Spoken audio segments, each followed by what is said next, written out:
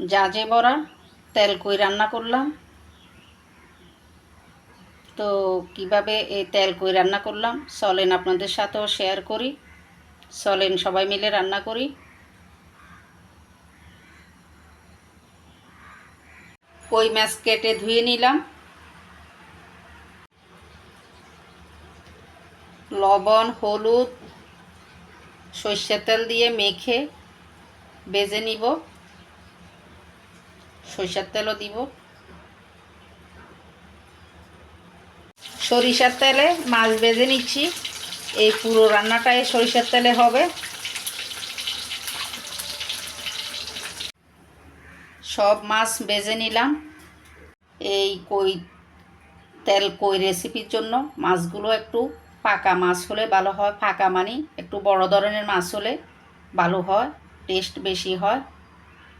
তা আমার মাছগুলো আজকে একদম বড় ধরনের মাছ, মানে অনেক বয়স্ক মাছ, পাকা মাছ। তো আমি তেল কই করার জন্য মশলা নিয়ে নিলাম। যা যা লাগবে নিয়ে নিলাম: পেঁয়াজ পেস্ট, লবণ, হলুদ, মরিচ, মরি বাটা, মরি মানে মিষ্টি জিরা গুঁড়ো, সাদা জিরা গুঁড়ো দুইটাই দিয়ে দিলাম। এখন সব কিছু জল দিয়ে পেস্ট করে নিব।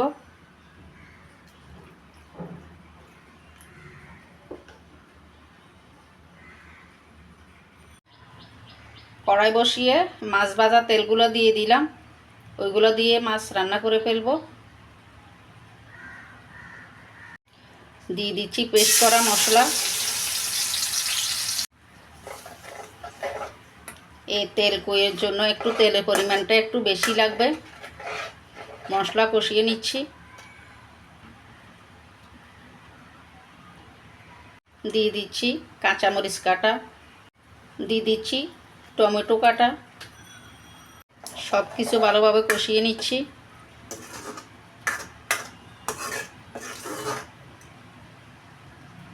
মশলা কষানি হয়ে গেছে। দিয়ে দিচ্ছি ভেজে রাখা কই মাছ।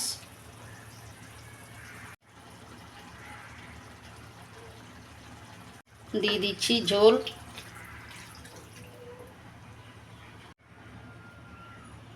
পরিমাণ মতো ঝোল দিয়ে দিলাম। এবার উতরিয়ে নিব। মোটামুটি হয়ে আসছে তেল কই। দিয়ে দিচ্ছি একটু করে চিনিটা দিলে স্বাদটা একটু বাড়ে।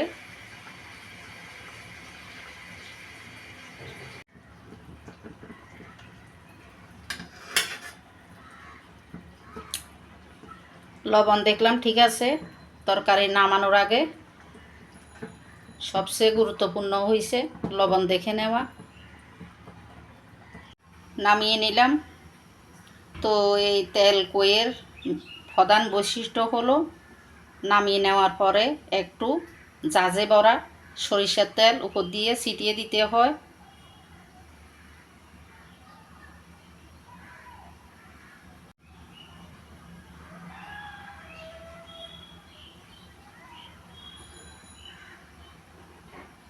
হয়ে গেল জাজে বড়া তেল কই।